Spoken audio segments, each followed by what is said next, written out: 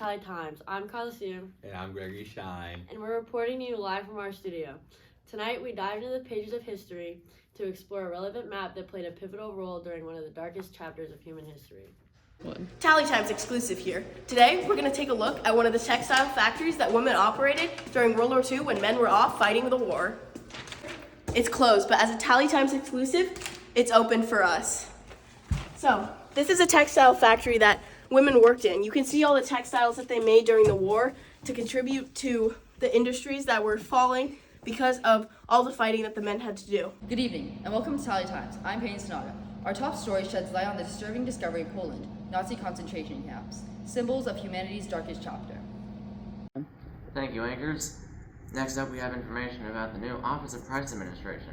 The Office of Price Administration, or OPA for short, was created by President Franklin D. Roosevelt and formed on August 28, 1941.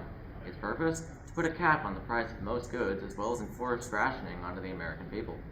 This limits the consumption of consumer goods and regulates the way Americans purchase and use these goods. This forces Americans to learn how to go without some common goods, with the end goal of supporting the war effort. We'll be back after this short break to tell you about the D-Day invasion. Have you or a loved one served in the U.S. military? If so, the GI Bill may help you. In the aftermath of World War II, America stood at a crossroads. Millions of veterans returning home faced uncertainty and challenges as they came back into civilian life. But the GI Bill of Rights appeared in 1944, offering hope. The GI Bill provided the brave servicemen and women with the opportunity for education, job training, and home ownership. It went beyond being a simple piece of legislation. It was a promise to respect their sacrifice and make investments in their future. Millions of Americans have benefited from the GI Bill's transformational impact by pursuing their dreams and succeeding in life today, leaving a legacy that lasts. This map is more than just lines and colors. It's a testament to the strategies, maneuvers, and geopolitical intricacies that defined World War II as a whole. Known as the Operation Overlord Map, it was instrumental in planning one of the most audacious military campaigns in history, the Allied invasion of Normandy.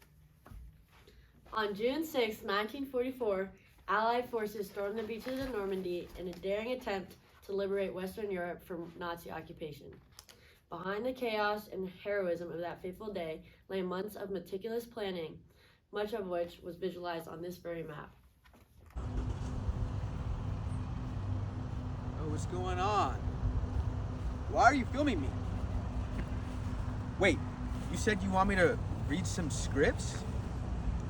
No, that's my brother, the nerdy one with the afro. I guess I can read them for you. Let me take a look at this. World War II, D-Day invasion. You want me to read this in like a news reporter voice, like my nerdy brother Greg? I'll see what I can do. Come here.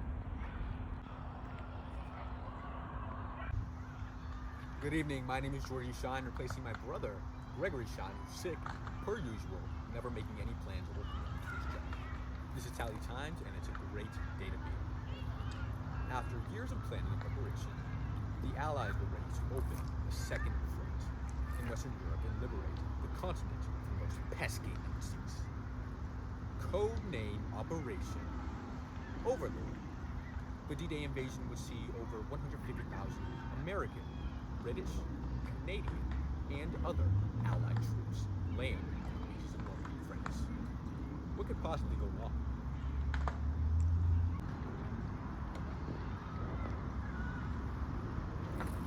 In the early hours of June 6th, Allied airborne forces parachuted and glided into Normandy countryside, securing key objectives, not landing in any cow pastures. What a knee slapper there.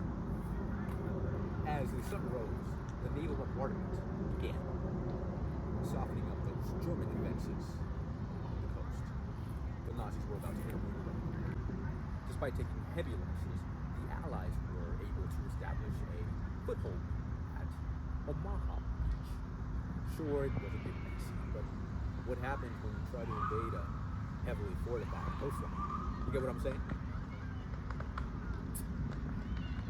The important thing is they didn't let a little gunfire and artillery stop them. These Allied troops were tougher than the old boot leather. See what I mean? Thank you. As we continue our journey through the canals of World War II, our focus now shifts from the maps that guided armies to the leaders who shaped the course of history. Let's take a moment to remember some of the key figures who led their nations through the tumultuous years of conflict. Back to you.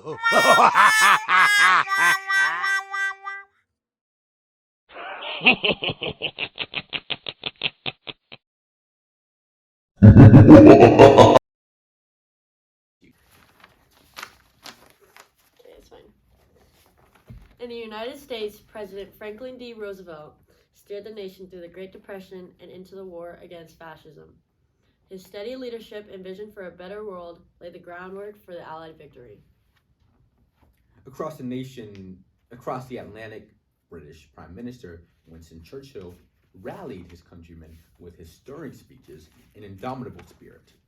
His resolve in the face of adversity inspired millions and earned him a place among the greatest leaders of the 20th century. In the Soviet Union, Joseph Stalin led the fight against the Axis power with ruthless determination. Despite the staggering losses suffered by his people, Stalin's iron will and strategic prowess helped turn the tide of the war on the Eastern Front. On the other side of conflict, Adolf Hitler rose to power in Germany with promises of national renewal and racial supremacy. His tyrannical regime plunged the world into darkness and brought untold suffering to millions.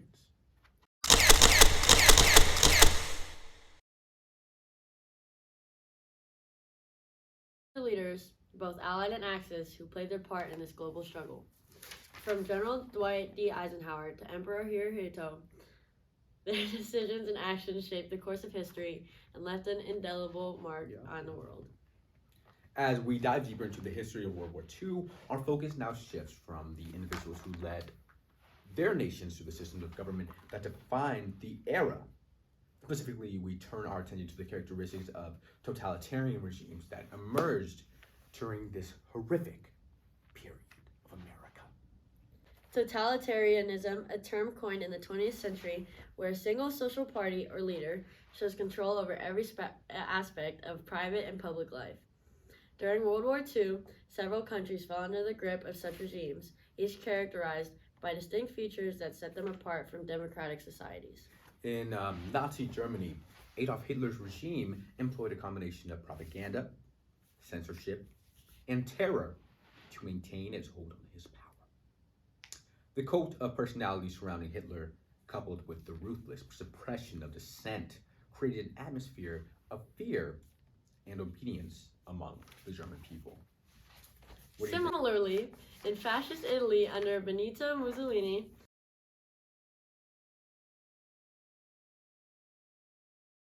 the state controlled all aspects of life, from the economy to the media.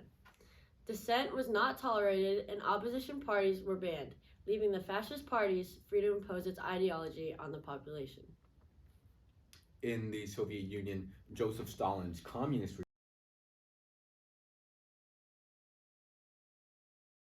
regime wielded absolute power through a combination of state-sponsored propaganda and political repression. Opposition to the Communist Party was met with swift and severe punishment, including the imprisonment of exile or even execution. Why are you laughing? Militaristic. Yeah, you got it. Okay. Almost there. Meanwhile, in militaristic Japan under Emperor Hirohito, the government promoted a nationalist and expansionist agenda, glorifying the emperor and indoctrinating the population with a sense of loyalty and duty to the state. Despite their differences, these totalitarian regimes shared common characteristics, including the suppression of individual freedoms, the glorification of the state or leader, and the use of propaganda to manipulate the public opinion. What do you think about that, guys? As we reflect on the horrors of totalitarianism during World War II, let us remember the importance of defending democracy, human rights, and the rule of the law. Only by confronting tyranny and oppression can we ensure that the mistakes of the past are not repeated in the future. Throughout the 1930s, the United States adhered to a policy of isolationism, seeking to avoid entanglement in the affairs of Europe and Asia. The turning point came on December 7th, 1941, when Japanese forces launched a surprise attack on the U.S. naval base at Pearl Harbor, Hawaii. The devastation brought by this unprovoked act of aggression shocked the American people all over the nation. Just one day after the attack, President Franklin D. Roosevelt appeared before Congress to deliver his famous Day of Infamy speech calling for a declaration of war against Japan. In the weeks that followed, Germany and Italy, allies of Japan, also declared war on the United States, plunging the nation into a global conflict. The decision to enter the war was not taken lightly. It was driven not only by the shock of Pearl Harbor, but also by a recognition of the threat posed by totalitarian regimes to the principles of democracy and freedom that America held dear. As American servicemen and women prepared to take arms against tyranny, they did so with a clear understanding of the sacrifices that lay ahead. From the beaches of Normandy to the jungles of the Pacific, they would fight not only to defend their country, but to uphold the values of liberty and justice for all. And we're back to tell you about how 1930s totalitarianism compares to religious fundamentalism in the U.S. today. For those unaware, totalitarianism is a form of government in which the government and policies prohibit individual thought and any opposition to the leaders of the government. These governments control the daily lives of all citizens. Religious fundamentalism, on the other hand, is a belief that the government should make rules that abide by religious texts, such as the Christian Bible. This often means censorship of certain media and shutting down and controlling people who oppose religious texts. Sound familiar? That's right, they're nearly the exact same concept. In the 1930s, it was generally agreed by Americans that in the U.S., that the totalitarian governments were inherently wrong.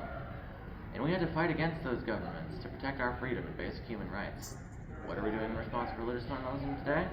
Well, the U.S. government has been taking steps to protect those targeted by the totalitarian fundamentalists as of late. It has started to respond to these fundamentalists by passing bills and court rulings that state that these fundamentalists that run individual states cannot pass laws that discriminate or infringe upon the individual freedoms of minorities, such as those under the LGBTQ plus umbrella, women, and those of non-Christian religions, such as Jewish people, Muslims, and many more. This has been Tally News Network, signing off. And now, as we shift from the United States entry into World War II, we now shift our focus to Bella Grabowski and her take on the remarkable role that woman played in the workforce. Thank you, this is Gregory Shine, signing off, and my assistant, Kyla Shield. Assistant? You read less. I'm So now, let's honor the brave women that helped save lives in America and paved a path for the hardworking women of today.